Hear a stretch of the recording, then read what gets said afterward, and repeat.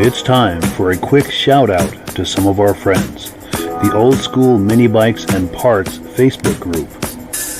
The Strictly Vintage Mini Bikes and Go-Karts Facebook group. The All About Mini Bikes Facebook page. Genuine New Old Stock Vintage Parts. The Vintage Snowmobile podcast. And the Muscle Car Show and Tell podcast. Ben Thomas is your independent AMSOIL dealer. Click the link in the description for your free AMSOIL catalog, or scan the QR code to earn the deepest discount by becoming a preferred customer. To advertise with Ben's Vintage Mini Bike podcast, the Vintage Snowmobile podcast, or the Muscle Car Show and Tell podcast, please reach out to Ben or Mike for more information. Details in the description of this video. Good evening, everyone. Welcome to the Vintage Mini Bike Lovers podcast. I'm really glad you're here with us. We have a great show planned here tonight, and we've got guest Jeff Mihalko coming on with us, and Jeff's a very knowledgeable individual in the field. He does the Vintage Mini Bike Reunion in Windber, PA. He's got an awesome collection of Rups and Articats and other bikes. We're going to have a great time talking with Jeff tonight. I'd like to bring in my good friend Mike LaPierre and co-host. Hi, Mike. Hey there. How you doing tonight? How's everything going? Can't complain. Enjoying what's left of the summer here. Excellent. It's been a hot one for sure. And, you and I first met doing the Snowmobile podcast this past winter. And I'm really grateful to you, Mike, for collaborating with me on this project.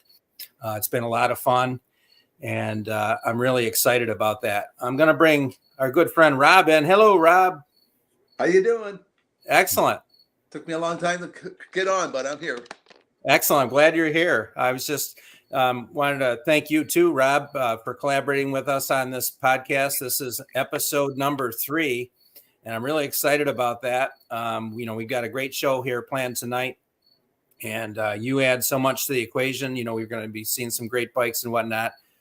So I know we've got some comments that are starting to come in. If you can see the podcast, if you can hear me, please give us a comment. Make sure that this is coming through clearly. I don't want you to miss any bit of it. Yeah, we do have some people in the house. We have Whit Pearson watching us on YouTube tonight saying, hope everyone is having a great evening. Awesome. We appreciate that. Also, Keith Zebreg says, what's up, guys? And he's here from Ohio. And also our mutual friend to all of us, Rich Shad, Rich Shad is in the house saying good evening. That's good to see you here, Rich, as well. I saw Rich the other night at a snowmobile show the other day, and our good friend Bud Gordon was there from New Hampshire. Mike. Oh, no kidding. Mutual friend to all of us. Outstanding. And Ben Adim is in the house from Camden, New York. I believe that's your son. That's Eric. Thank you for coming, Eric. Outstanding. Just a couple more here, and we'll get right to the meat of the biscuit, so to speak. James Kais is in the house from he's saying hello to everyone. Also, John Love is here saying hello from Pennsylvania. Excellent. Glad you could join us. All right. Well, without any further ado, I'll bring our guest in. Hello, everybody. Hello, everybody. Thank you for joining us. You're welcome. I'm glad to be here. See some friends are online already, watching us. So hopefully we have a good day here. Awesome. You have been in this hobby for a long, long time. And we were talking a little bit ago about what got you started riding with some of your friends. So maybe tell the viewers really how you got started in mini bikes way back when. Well, that's a long story. I was probably five years old. Grew up here on a farm, and we had, my job at that point was to check the fences, make sure the fences were up for the cattle, and didn't like walking it. It was too much when you're 5 years old to walk the fence and check it. And so we wanted a mini bike. We wanted a mini bike. So after a little while, we finally got a 1970 Arctic Cat SSS Cat. So I could, run the fence line with that. It was a whole lot easier, saved me a lot of time. And that's what got me started. The Arctic Cat dealer was 5 miles out the road, and we bought an Arctic Cat. So brought that home, broke it every couple of days, and just used it and abused it. Several years later, got put away in the barn, came out of the barn, and we, started life, started moving on, found the bike in the barn, restored it. And then after I restored it, started taking that bike to car shows. Stuff started showing up, hey, I got this in my garage. I got this in my garage. My grandfather used to be a dealer. All these different stories would come out. And, so followed up on all those leads. And now I got a massive collection of mini bikes and parts and supplies and making stuff for them. And, it's been a great hobby, kept in touch with lot of neat friends, a lot of neat people who've, come into this hobby. We started the mini bike reunion. We just, it's all been a big long circle. So it's great. We love it. You're absolutely correct about the hobby. And, that's the vintage collectibles, whether we're talking about cars, snowmobiles, tractors, trucks, we're talking about people with the same interests, when you find out in these hobbies that we're not all that different after all. And that's what's so nice about it. It brings people together. We need more of that. So I'm really glad that, you agree just opening up your property for the reunion, we'll talk a little bit more about that down in the show when we get to that point. But that's really very generous of you and your family to really do that and really to help support the hobby. And I know I've not been able to get there myself to your place, but I know so many people that do, and it's got such a great vibe. Everyone really looks forward to it. And you have had people coming there for years now, right? Past season was 24th year. Yeah, that was the 24th year. So next year, June 20th will be the 25th year for it. So we're starting to gear up for that with some different ideas already. Excellent. Well, hey, how about we go into a little bit of show and tell, and we'll see your collection, and we'll play this video, and then we'll get back on the other side and we'll talk about some of it. Sounds great.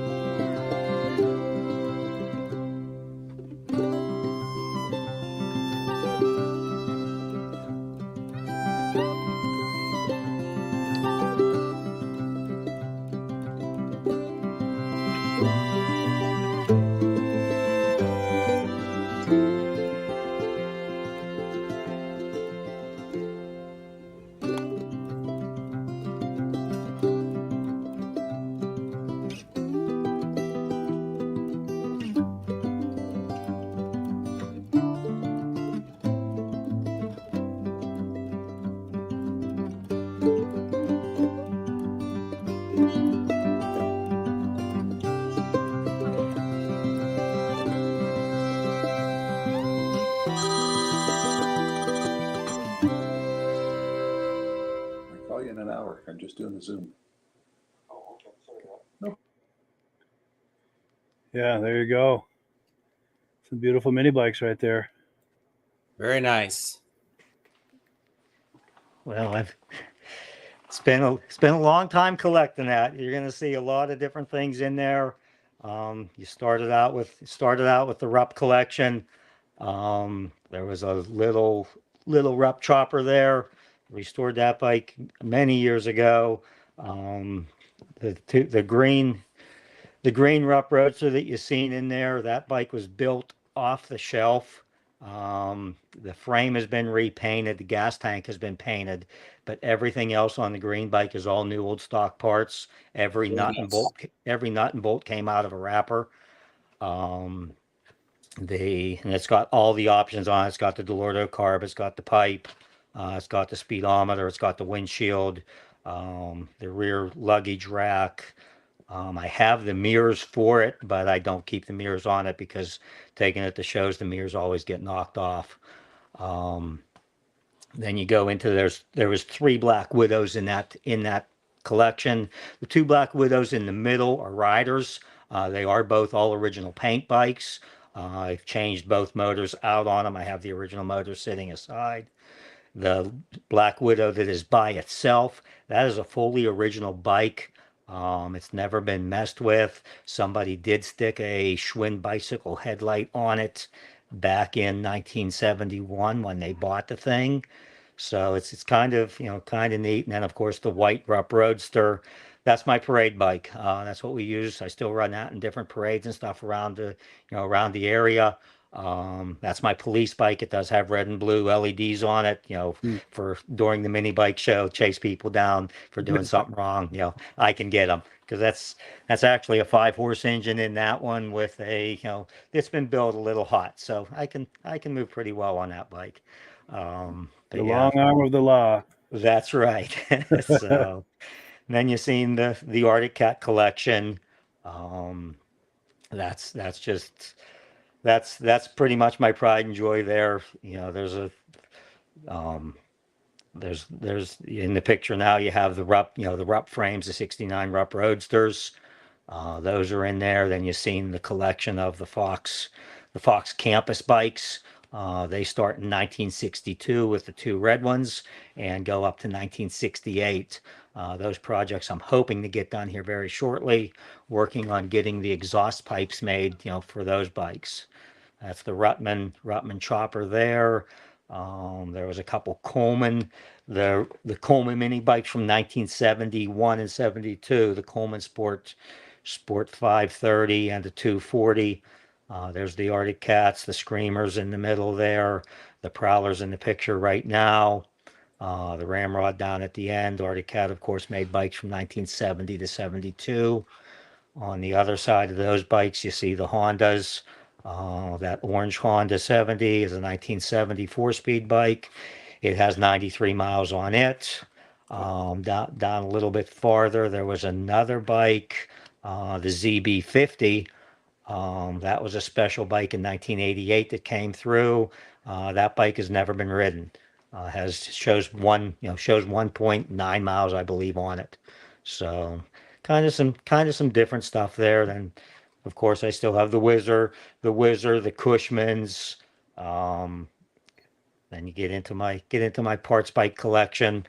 Parts bike or bikes for sale or good riders. Those are all down in some of that. You'll see the junkyard picture, and then that's a soapbox derby car up on top. In the back corner up there, you see a Rupp Gremlin. That was one of their go-karts, their giveaway cars for AMC. They also did a Jeep CJ5, and they did the couple other carts, a Subaru Brat. They built a Subaru Brat. I have one of those that's sitting at a Subaru dealership here in town. There's the Rupp Gojo. There's a Model A Sport Coupe underneath that. There's a Goat Wagon up there. There's a 1970 Challenger TA, 346 pack car. And there was a Porsche 356 in there. And then the car in the back corner was a 1947 Delahaye, which is a French built car. One more back yet, back in the corner. That one. That's a 1947 Delahaye. It's built in France. Custom bodied car. It's bodied by Brandome, and there's only two Brandome bodies in the United States. And I actually have that car plus the other car as a parts car. So it's a lifelong restoration project that I would love to finish, but I don't know if I'll ever have the time and money to do it. So that's a big deal there. So a lot of Mopar fans here on this show also, because every Wednesday, Rob, Mike, and a couple of other friends of theirs do the Muscle Car podcast. Okay. So we'll have to get you on that show. So that's every Wednesday night on these same channels. If you out there in viewership or are interested in muscle cars, every Wednesday. Well, that would be neat. Yes, please come by and check it out. Be thrilled to do that. So, all right. Okay. Why don't we breeze through some of the comments, see what we've got going on, and then we'll check where we are in the schedule. Yes, we've got John Brandon saying, "Hey guys, love looking at Jeff's collection and parts." He suggests it's even better to see it in person at the Make Windber event. So that's definitely something to put on the calendar. We're going to be looking at that a little later. Mike Bartlett says, "Wow, that's a great collection." Ed Kubiez says, "Yikes, digging the early orange Rupp and Dad's go-kart. Topper is cool." Yeah. Joe Abate says, "Hi. Hello, Ben. Sorry I'm a few minutes late. No worries." Wes Parker says, "Hello, everyone. Good evening." Curtis Weatherby says, "Wow, just wow." And I second that. He also, Wes Parker also says, "Very nice collection." And then saw the Scat Kitty. Had one when I was young. That's Curtis Weatherby weighing in on that. Yes. Yep. Cool. So we are caught up on the comments. All right. So we are at that point. If you are ready, Rob, to do our announcements and our answers. Questions for Jeff first. Well, that's actually probably a good idea too, right? Jeff, do you have your Go ahead. original Arctic Cat? Yes. Oh, you do? Okay. Just before they showed that car and the Porsche, there was a mini bike with bags on it. Right. What was that? That is my original Arctic Cat SSS cat that I had from when I was 5 years old.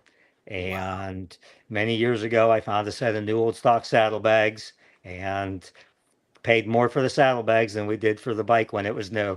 So, but had to put them on the bike because it was something that was always hanging in the dealership out the road here.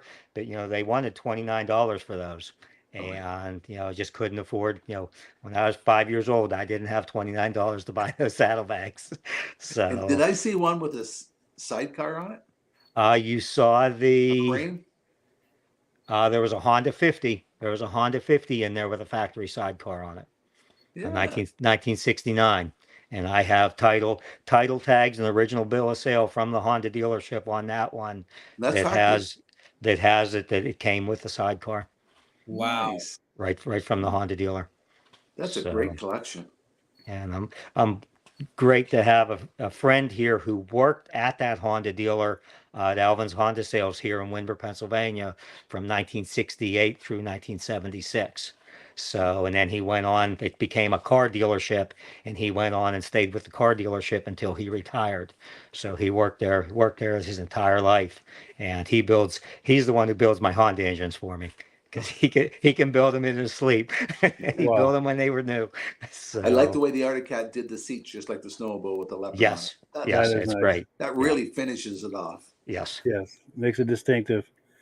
And we've got a question that's come in. Jeff Nunali says he has a 67 Rupp Continental Custom Electra, and he needs an original motor for it. Wondering what a fair price would be for one. And he's also complimenting you on your collection. Says it's an awesome collection you have. Well, it's hard to say. You got to find one first, and it depends what the guy wants for it. But a fully rebuilt engine, you're looking at $400 to $800. I have a 66. I don't have a 67. So, I can't help you with a 67 engine, but, the early engines are getting hard to find, but they're out there. Good information. Thank you. Okay. Was there a lot of crossover between the parts from those early years into the later years? As far as for the engines, yes. As far as for the bikes changed so much, through the years, especially with Rupp, because it was one of the biggest corporations out there, building bikes. I mean, some years there was, 10 different models to choose from.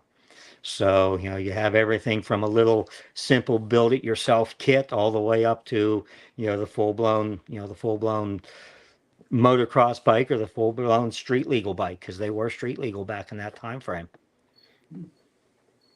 Of your Arctic Cats and your Rupps, which ones are you still lacking? I've just about had all the Rupps over the years, so I really, I've sold a lot of my collection, sold some of my collection off. I still have, my prime pieces. The Arctic Cats, I do have the full collection of all 4 bikes of the 1970, all 4 bikes of the 71, and 3 of the bikes from 72. There's a 4th bike in 72, which they're really not sure if it was actually produced or it was just in the paperwork catalog. But we do have some parts that have the part numbers for that bike, but I've never seen a complete Cub. What was the model on that one? It was called the Arctic Cat Cub. So, what's your favorite one to ride? The bigger bikes are easier to ride, but the smaller bikes are, still some of the favorites because they're just so interesting. It's. Do you have any positions open for bike testers? For what? I'm sorry. Bike tester. Oh. Well, we can. I bet we could have a dozen people at your door by morning. Oh, I know. So, but I still. Right, that's an awesome collection for sure. Okay. Cool. And we've got comments coming in here, and then we'll get to Rob. But John Love is saying, Jeff is a very good friend. I live half an hour from him. He got me started in mini bikes 18 plus years ago.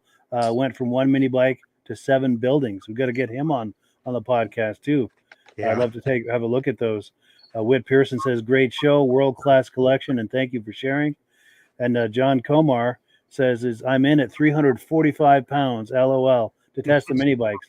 Well, there used to be an Arctic Cat ad that had a very heavy man on a Arctic Cat climber, and I can't remember what it said. It was either, I think it said the heavyweight. I think I remember seeing that. Yeah, so it doesn't matter. It's always funny. The bigger the guy, the smaller the bike. Of course. All right, so we will bring Rob to full screen and go time. Okay, I'm here to tell you a little bit about our Amsoil products.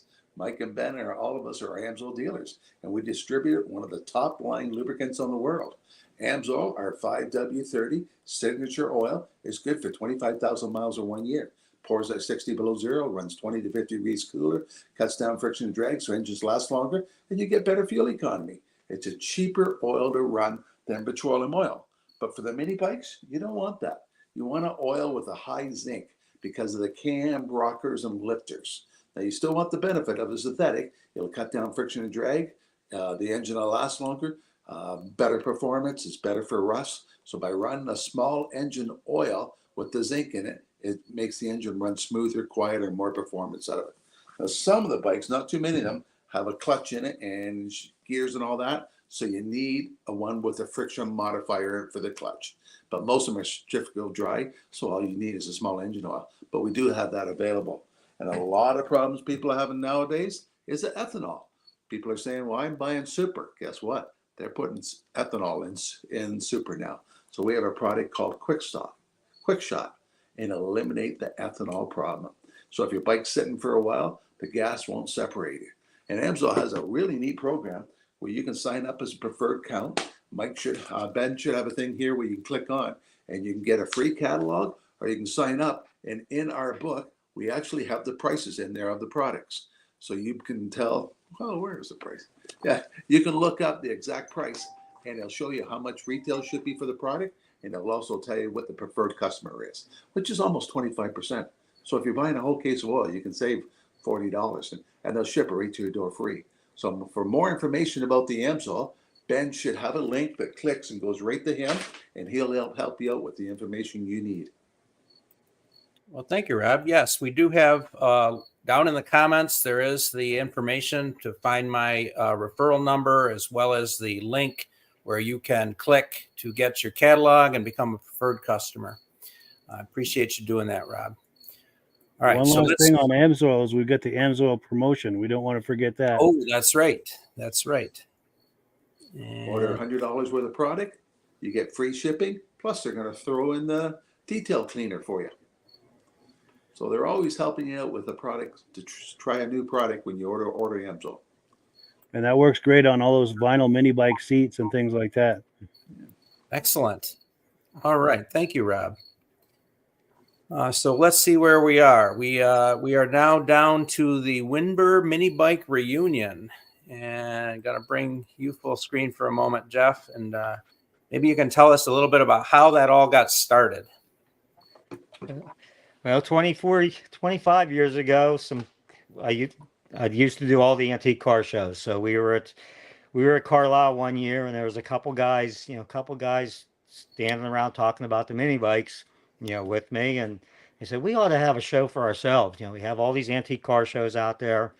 I was like, well, I said, let's do it. Let's do this. And, I said, we'll host it at my place. I have the property to do it. I have a couple buildings that we can, utilize. And I said, let's do it. So the first year we had 9 people. 9 people came from, one guy came in from New Jersey, a guy came up from Maryland. There was a couple guys from Pittsburgh area and from Carlisle area. So we had nine guys there in total. And next year we sort of publicized it a little bit. I think I put it in remember the Walnix magazine. I put it in Walnix. I put it in a couple other publications. I think Old Cars Weekly featured it and Hemmings featured it. And the next year we had about 100 people there. So it really grew. It really grew quickly, the second year. And then from there on, we just kept expanding. And at one point we had almost 500 people here. And it was almost too much for us to handle. It's my wife Dawn helps me out, my son Nathan, my daughter Sarah, her husband Matt. My mom and dad always helped, of course. But it was 500 people was a lot. I do have 50 acres here. We have about 22 acres that we, put all the campers and stuff on. I have 3 miles of trails cut up through the fields. We used to do a parade in the past, which unfortunately insurance purposes don't let us do the parade. But we have a flea market here. I have stuff available for sale. I see Jim Keiss was on there a little while ago, saying hello. He has come out and vended here. There's a couple other individuals who come out and vend, and it's just a great. It started out basically as a kids event. Is what I wanted. Get the kids involved. Have them restore a mini bike and get it. Put it in the show. Mom and dad can help. Big brother can help. Make sure it's safe and secure. But I want the kid. I don't care if they're 5 years old or 10 years old. I want the kids to paint it. I want the kids to put it together. I want the kids to know everything. I had one boy, he did a PowerPoint presentation. He ended up putting that in. He was featured at one of the Hershey AACA national meetings to, put his display up there. I have another boy who used to come to the mini bike show. He's now building IndyCar race engines. So, started out with Tecumseh, and now he's doing IndyCar stuff. I got another boy, he's a chef on a cruise ship. Got girls building bikes. I have one girl who she's one of the top mechanics of one of the Japanese bike dealers down in West Virginia. So the kids is my focus. Get them started with the bikes. They can move forward onto cars, onto other things, and be in these hobbies that unfortunately are getting older and older people involved. But get the kids involved. We have a future. But the mini bike show, it's just something we love to do. This year we had a whole different theme going on. My son and daughter, we've had this property since the mid 1930s. It was my grandparents' farm, my son-in-law and daughter have decided to bring the farm back. So this year, our theme for the mini bike show is the rodeo. So we play games with the kids, and when I say kids, they're anywhere from 3 years old to 80 years old. So, Nice. so we had a roping contest. You had to ride your mini bike and then get off your mini bike and then rope the steer. We did the barrel races.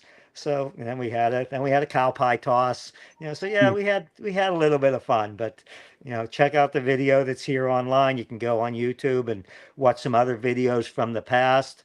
I'm sorry, I am very bad at getting videos put together and getting that type of stuff out there. I just don't have the time to do it myself, and we are too close to an airport here, so our drone situation is totally restricted. I actually have a drone pilot here who is trying to get a restriction lifted so he can do a drone over again next year for us, but the airport is too close and they're giving us all sorts of grief with that. But he's still working on that. So hopefully we can get some other footage and stuff in here of the overhead shots of the trails and stuff. It's pretty impressive. It runs through the fields, it runs up through the woods, it runs out the pipeline, out the gas line, back along the power line, and there's a group here who has every section of the trail named for some reason or another.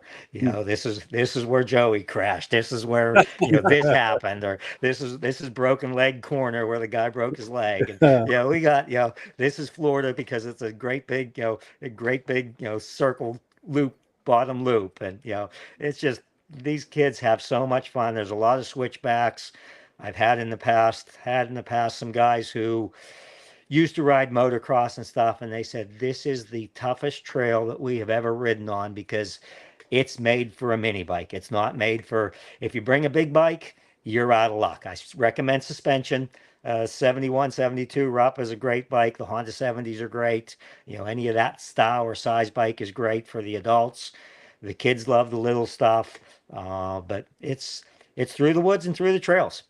So there's a lot of switchbacks and straightaways and some rough areas, but everybody loves it.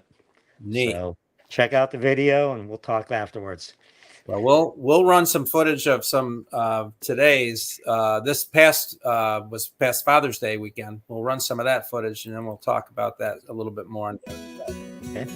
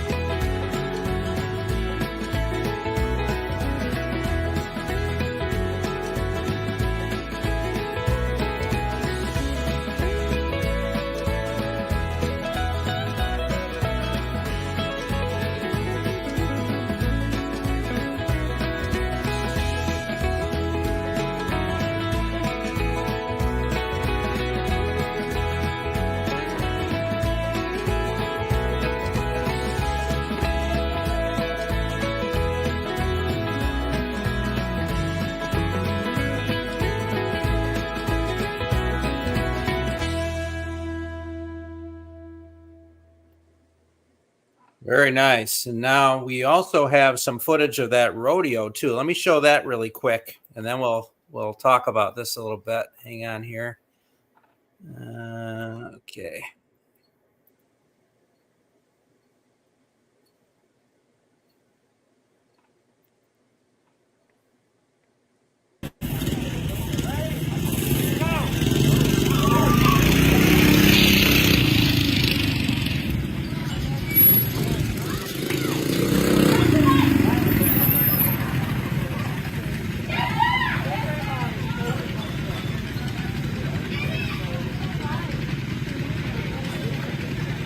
You got it.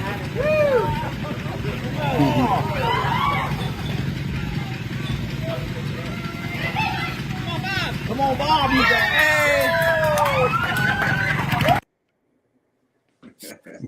it. So Good, clean fun right there. Yeah, it looked it was a little harder than it looked at starting point. I didn't think it was going to be that difficult, but it was so much fun. I mean, we had, as you can see, the adults were right in there with it, and we wanted them to take the rope with it, but we figured that somebody's going to be so tangled up they're not going to know what to do. So it was so funny. We left the rope lay on the ground at the beginning there, and run their bike around the barrel and come back to the rope, pick it up, and I told them all right at the beginning, grab the rope by the knot.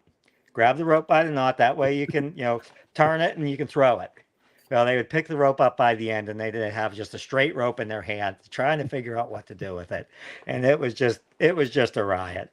Then of course you seen we had an ice cream social there at the end. That was great. We had a good time for that. We have a banquet dinner. Saturday night. This year we had a cow pie toss. So I got these frisbees made, and of course we had to throw the frisbee to a target, and whoever got the closest to the target won. Their prize for that was next year's mini bike reunion was paid for. So it worked out real nice. And then I also gave an award. I gave an award for the person who had the farthest away from the can. Again, that was my first award. I said, "Okay, let's see who has the farthest away." And everybody was like, "You said it was going to be the closest." I was like, "Well, I have a special award for the farthest." So pulled the farthest one away, and I said, "Here's your money back. Pretend you didn't even play." So yeah, so we do have a lot of fun. that's great. And as you've seen, I have the pavilion there. I have 4 bathrooms in the pavilion. I have 4 full showers. A full kitchen is in there, so we are able to take care of. We can seat 75 people easily inside the pavilion. We can get 100 in there if we have to, but we are set up to handle the people. So it's a great event. And you So. encourage people to camp. Yes. Everybody, most of the people come in, bring a camper, and park it there for the weekend. And it's just a great, they're there for the whole time. Normally in the evening, the one evening weather was trying not to cooperate with us, but we normally do a Congo line, every year. So I get started, drive around the aisles of people and say, "Get your bike, get on, let's ride." Let's ride the trail. And I think at one point we had 70 or 75 bikes in a line running the trails together. So, and Nice. then the thunder and lightning was out in the distance. We could watch it coming, and till we got down off the trail, it was, starting to rain. So everybody scrambled back to their, campsites. So, and then of course we have a bonfire at night, and it just has a lot of fun. Yeah, I see Karen had a notation there. Greatest show on earth. Thanks, Karen. So, but yeah, it's a lot of people come and then they come back. I mean, we've had people come from California. A group of them drove out, and the other half of them flew out, and then they swapped out once they got here. And then when they went home, the group that flew out drove back, and the group that drove out flew back. So it works out. We've had customers and friends come down from Nova Scotia. It's just been, at one point in time, one year we had 33 states represented. Wow. So it's a big event. It's a big event, and it's probably the biggest mini bike event that's out there, featuring the vintage mini bikes. And Excellent. that's what we're Can really. can you give us the date, location, all those gory details real quick? It'll be anyone's just joining us? Father's Day weekend next year, which will be June, I believe it's 18th through the 21st or 18th through the 20th. It's here in Windber, Pennsylvania, and you can contact myself, send me an email, whatever, and I can get that information out. So yeah, Randy comes 500 miles from Massachusetts, so there's a lot of devoted people who come to this, and everybody, and they don't bring one bike. That's the funnest part of it. They bring a trailer full of 10 to 15, 20 bikes. So when one breaks down, they can get right on the other. But we have the means here to fix whatever they need fixed. So there's mechanics here and people here to help fix whatever's needed. So it's great. That's really cool. Anything like this in Canada, Rob? Not that I heard of. Even when you talked about doing the show, I'm thinking, well, mini bikes aren't that popular. But once you mention it, the next car show, there was a pickup truck with a mini bike in the back. Yes. And this weekend, I did an antique tractor and snowmobile show, and there were 6 mini bikes there. Yeah. So once you mention it, I start looking around. There is a lot of people up here that's starting to redo them. Yes, there are.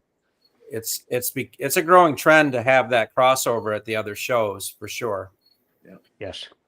Definitely. So Mike, we have a lot of comments that have come in. I know you've scrolled some of them. Why don't we catch up on comments? Yes, let me find my place here. We had Mark Nardella saying nice. We've got our mutual friend Tim Bewick saying great collection. Phil Bresnick says hello from Pittsfield, Massachusetts. Vintage Motocross Q&A live feed says, where is this event? What state is it in? Which we just talked about. And then Randy Gumpet answered him saying Windber, PA. Jason Bradshaw says you'll have to come to the Pate swap meet. I used to do the Pate swap meet 30 years ago. Wow. Out in Texas. And Jason, if you have any details on that, please post in the comments here. I'll put it up on the screen so everyone can see it and learn more about that. Karen Kraus says greatest show on earth, talking about that event. Mike Castle says sounds like fun. Randy Gumpet says he goes from Massachusetts 500 miles for him to do that trip. And Mike Castle says, I bring my mini bike to local car shows, and so far I've been the only one there, but they all seem to appreciate it in Michigan. Cool deal. So, yeah, maybe it's a growing trend. And hopefully we can put a little wind in that sail and inspire more people to do that. Yeah, for sure. All right, so let's see where we're at. I think we're still I've got one more clip from the mini bike reunion from years past when the parade was still possible, and I'll show that clip, and then we'll continue with some more show and tell with Jeff. So let me start that video, and we will see you on the other side.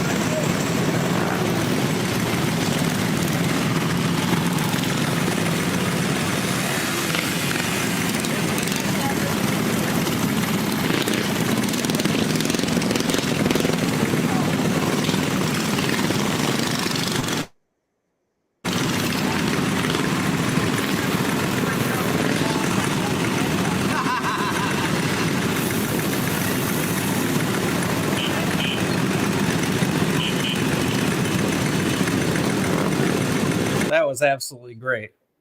Yeah, that I believe was from 2017, and we had over 170 bikes in that parade.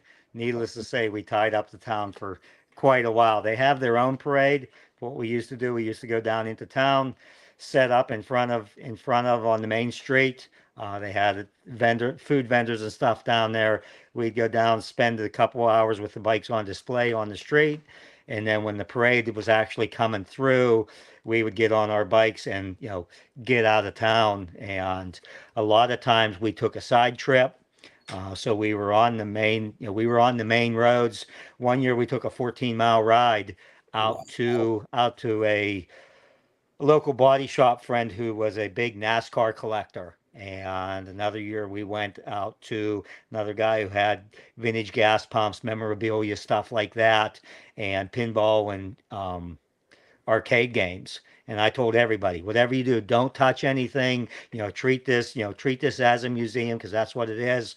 We get to his parking lot. He said, "Everything's turned on. Come on in and go play."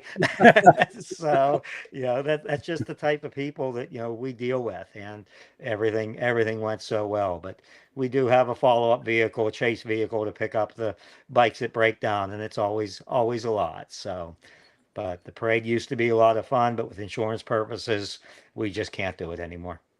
So, Too bad. It was definitely a lot of fun. And as you mentioned earlier, there are a lot of videos online for sure yes, on the Windber yes, Minibike Reunion. So I encourage anyone to check it out. Also, we should plug your Facebook page. You have started a Minibike Reunion page. right. And we'll make sure that link is down in the description for the Yes, future. there's a link in the description. I put it there myself. Okay, good. Okay. Excellent. Rob, what do you think of that? Can we get Well, that going on in it's Canada? great. I lost count after 70, but it's over 100. Yeah, there's a lot I've of seen a them. couple of trikes. Were they the Rupsters? They're everything. There's SOBs. There's all sorts of. Everybody made a trike. There was Yeah. so many trikes out there, and different four-wheelers also. It gets into everything. We used to have the go-karts come here. There's just not the area to ride them. That's the problem. It looked like one guy had a little trailer he was pulling. Size Yes. of a coupe. Yep. Was So, that factory?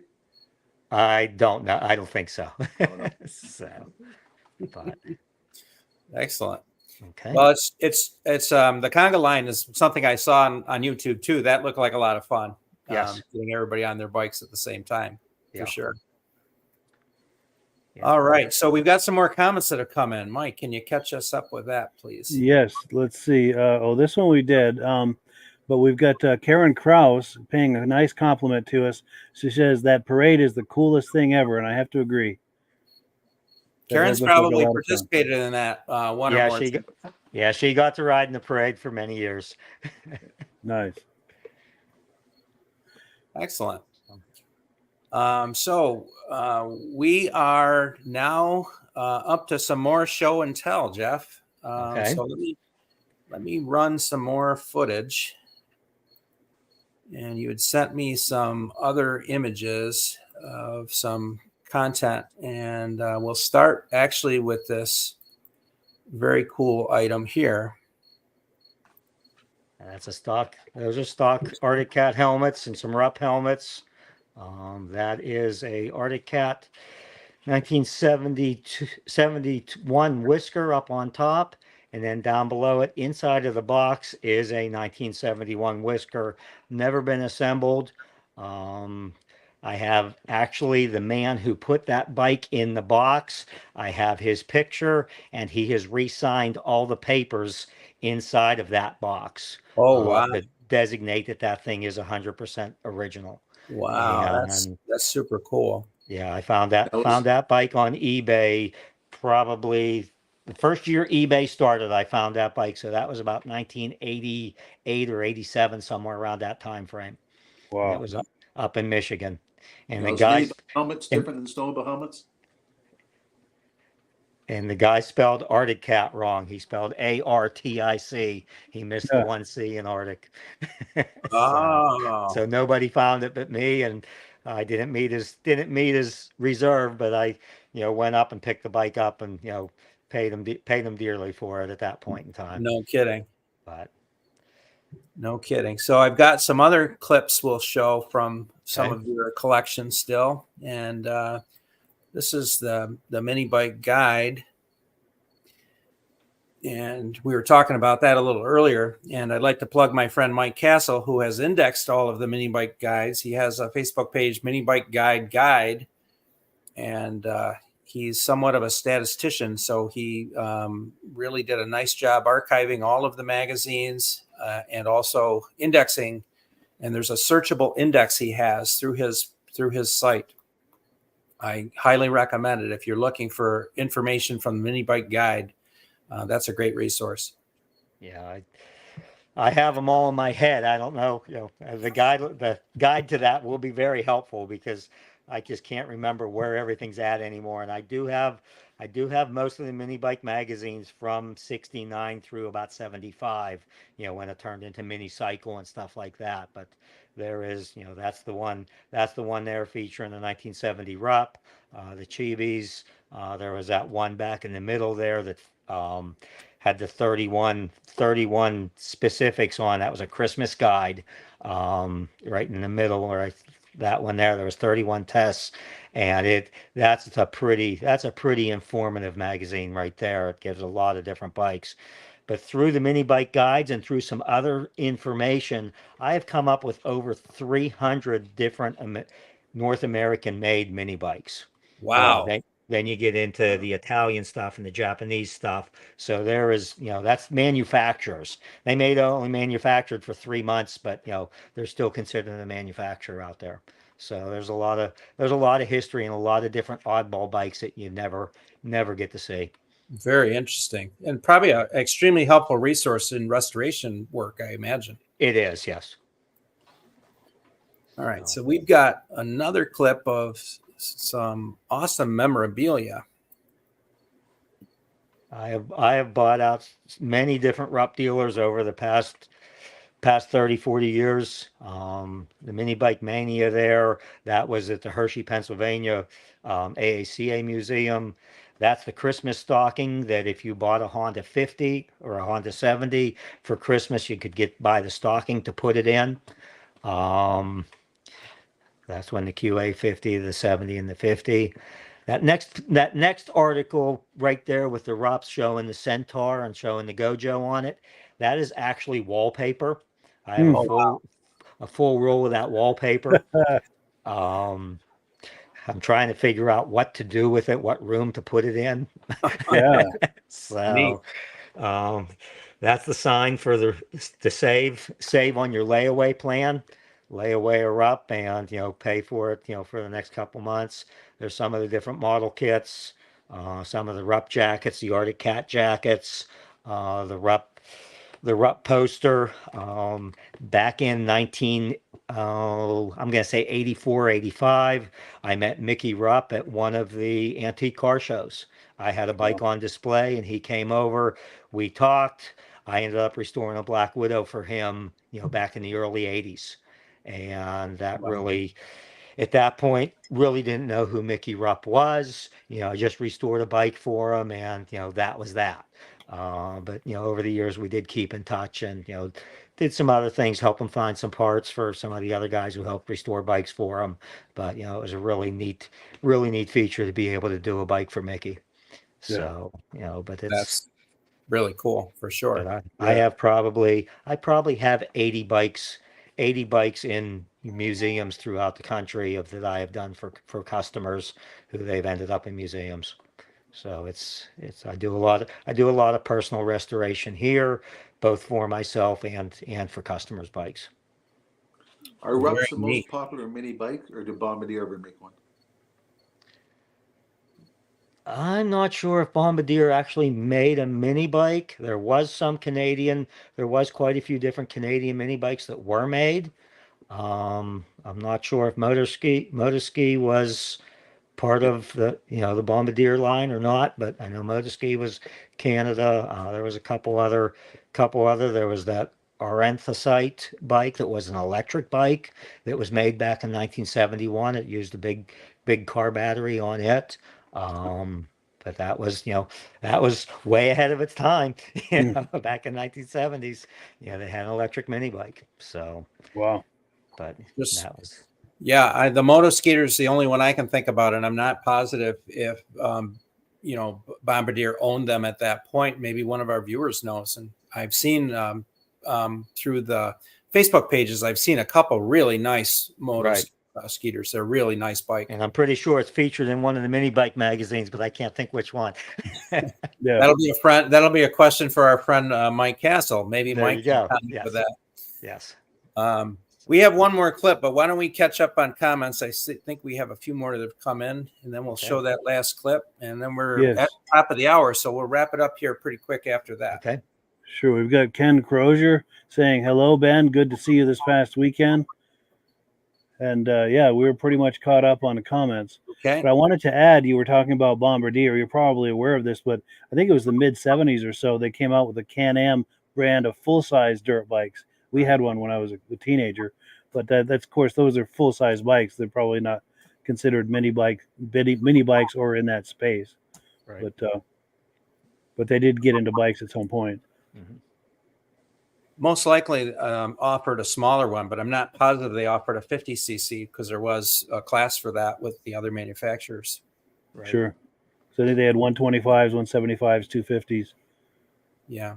And they were well-respected dirt bikes for full-size dirt bikes. All right, so let's run this last clip, and this is just some stills that you provided to me, Jeff. So why don't you just talk about those as we go through if anything grabs your fancy. That's a Honda Chrome Special. Next one, I believe, is an MR50 Elsinore Honda. Those are some 69 Rupp Roadsters that I'm in the process of building. I have one of each color. All the engines are done. Those are miscellaneous parts for some 71, 72 Rupp bikes. There's some SAC side covers. I offer a service here I was doing bead blasting and then powder coating. I have now got into the vapor blasting, so I can do the vapor blasting, and then you don't have to paint if you don't want to. You can just leave it raw. There's actually some of the pieces that are vapor blasted as far as the aluminum, but the black was powder coated. There's some of the wheels, some of the Arctic Cat wheels, Manco wheels, brake hubs and stuff like that. I normally powder coat most of those. Engine tins and stuff like that. Of course, bead blast everything, and then do the paint work on that stuff. There's some more of the 69 Roadsters on parts together for them. Haven't gotten very far. That's a 2018 Monkey. Everybody knows about the 19s, but that one got titled December 29th of 2018. Those are the mini bike decals there. My wife does have a sign shop, so she does all my mini bike decals for me. They all are pressure, peel and stick decal, but they are gasoline safe. They won't rub off. And she does all what you see there, and then she can do anything else that, as long as we have some artwork for it, a good picture with dimensions, we can make those decals up. We are doing some of the Bonanza stuff now. We do all the Rupp stuff, the Arctic Cat, the Tecumseh. There's one of my Arctic Cat signs. Little Indian sign should be up above that thing. Yeah, Little Indian sign, another Arctic Cat sign up there. Those are all magazines, Popular Mechanics, Road and Tracks, the SAC service sign, the Tecumseh sign.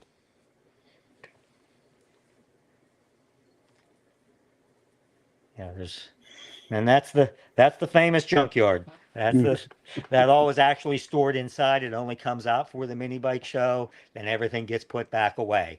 So at one point I was up to about 300 bikes in the junkyard, down considerably now to probably about 50 or 60 bikes. It's time to start restocking, but you got to figure, 30, 40 years ago, you could buy these bikes, a complete running bike for $50 to $100. And, but today you can't even buy a parts bike for that. So Yeah. I've, got lucky. I collected them when they were, reasonable. Good investment. This is my full-time business. We deal in antique auto parts from the late 1800s up through the early 1980s. I do clips and fasteners, window channel, weather stripping. Um, we do everything from the, antique top fasteners for the horse and buggies up through, the weather strip kits for the complete weather strip kits for the 60s, 70s, 80s cars. All your weird clips and fasteners, weird trim screws, body bolts, cage nuts. And then we make a lot of our own rubber products. We do all the body mounts, door bumpers, stuff like that. And then that led into mini bike division starting off, and I make some of the different rubber products for the mini bikes, some of the twist grip assemblies, some of the foot peg covers, the Sachs pull start handles, the gas tank mounts, the fork tubes. I just did the Bonanza fork tubes. I know a lot of guys are looking for the Bonanza fork tube covers. I just did the big one that takes the clip to hold it in place. Haven't made the clip yet, but I do have the rubbers at least. Um, and everybody says, how did you find all these mini bikes? Well, that sign right there, my wife made me that sign probably 30 years ago. And that sign goes with me to every car show and to every, bike show that I go to. And I just set that out with my bikes. And everybody who walks by has a story. And they had one of these bikes when they were little, they wanted one, whatever. So it's kind of neat. And one other thing that we were talking about previously is the fiberglass.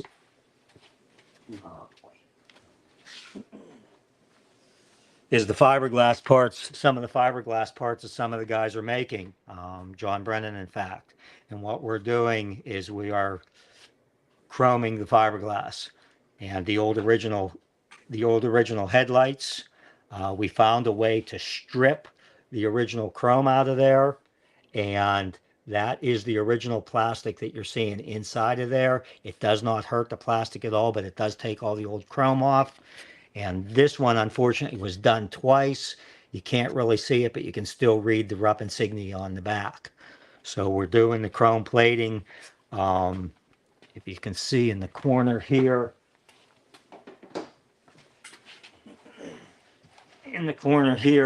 we're able to do the plating in any of these colors. So, we can pretty much customize whatever you're looking for to do something like that. Totally amazing. And then one other thing that we're making is the simple reflectors. Arctic Cat used a reflector that does not match anything that's out there right now. So I have a guy right now molding the plastic reflectors for me in the right dimensions. So I'm able to, being in the automotive industry, I'm able to get a lot of stuff found and made, weird fasteners, weird screws, weird clips, to hold some of these parts together that, just don't exist anymore. That's super cool. So we're trying to keep the hobby going. Yeah, great resource. Yes. So Okay. the hobby is going to be alive and well into many years. And you touched Yes. on earlier the need to bring youth in, and I Yes. couldn't agree with you so much more. I mean, that's Right. really the future, and we need to encourage that. So I'm glad you're doing that. Yeah, my grandson was here earlier. He wanted to be on the podcast, but I wouldn't have got a word in edgewise with him. Yeah. Aaron sounds like a sharp kid. Like he really knows his mini bike stuff. Yeah, he's learning quickly, and he retains the knowledge, so he's a lot of fun. So, excellent. He loves to ride. So, okay. What did you guys think of that stuff? That chrome on fiberglass. Can you imagine? Wow. Yes. Yeah, it's really nice. It's a Spectrachrome product, so it is a really good process. The guy who does it for me is only 4 miles away from me, so it's, I can, get stuff to him, and he's very quick, very quick with the product. So it's a great service. Nice. For anyone interested in reaching out to Jeff, I'll put his contact information up again, and I believe it's down in the comments anyway. And he obviously has a wealth of knowledge, and I have every reason to believe that if you need something, he will point you in the right direction if he can't help you directly. So definitely reach out. Yeah, we've got a few last-minute comments that have come in. John Brannon says, I love the junkyard bikes that come back to win ribbons. Oh yes. Yeah, Yeah. that's a big deal. In the past, it's a lot of fun. I have all the junkyard bikes out there, and the kid, here it is back to the kids. The kids will be looking at stuff, and they come down with their parents, and the kids will come back down, and I'll talk to the kids and see what they're doing.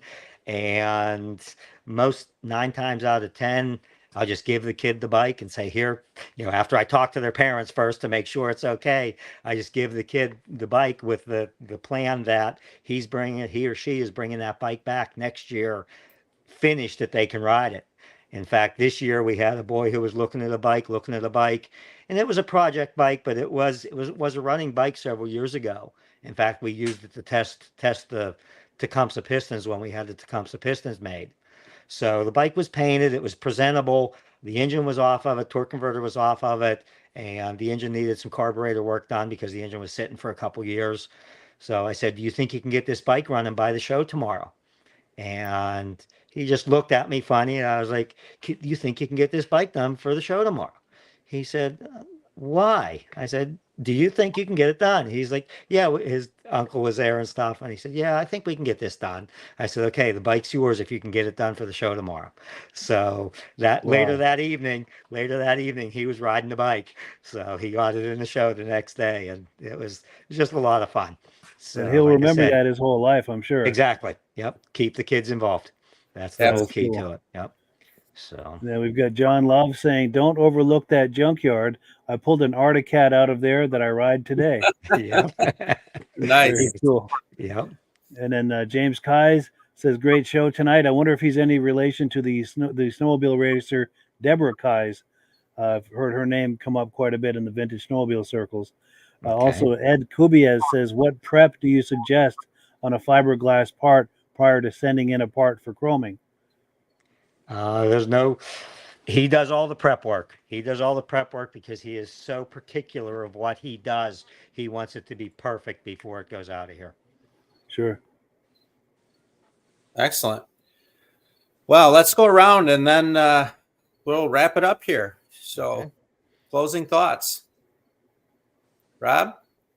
I've never seen somebody with a collection so big of mini bikes. That's huge. Thank you. Great collection. It's a fun hobby to do, isn't it? It is. It is. They always say mini bikes don't take up much room until you get 100 of them on display. It was nice meeting you, Jeff. Yes, you too. Mike? Yes, this was a whole lot of fun, Jeff. Really nice to meet you, and I look forward to talking to you about coming onto my Muscle Car podcast sometime. Okay, we'll do that. Thank you again. Yeah, definitely. Jeff, closing thoughts? Well, I had a lot of fun. Wasn't sure what to expect out of a podcast. This is really the first podcast I've ever done. My son does them all the time, but I just put me in the garage. I'm a lot better off. But I had a good time. Hope everybody out there enjoyed the podcast, and thank you for having me on. Yeah, thank you so much for joining us. Really, at this point, I'd like to again give kudos to Mike and Rob for supporting me in the podcast. This is really tremendous. Mike is showing me the behind-the-scene ropes, so I apologize for some of the production glitches. My extra thumb got in the way a couple of times, but it's a lot more going on behind the scenes than I ever realized. So I appreciate you greatly, Mike, for showing me these ropes and trying to guide me along in this. I'd also like to plug the other sister channels, if you will, through Mike's Wheels, Keels, and Snowmobiles and the Muscle Car podcast and a few other ones, as well as our Vintage Minibike Lovers page. We are broadcasting to 8 channels between Facebook and YouTube. So I thank you, Mike, for letting me do that, number one. But number two, if you are enjoying this, circle back on the second Sunday of the month. We've got the next podcast coming up on September 8th. We'll then be probably doing maybe one more show this season, and then we'll do some replays, and then we'll be picking it up again. But I really appreciated everybody's active participation today. We had a ton of viewer engagement, and thank you so much for that. I really appreciate it.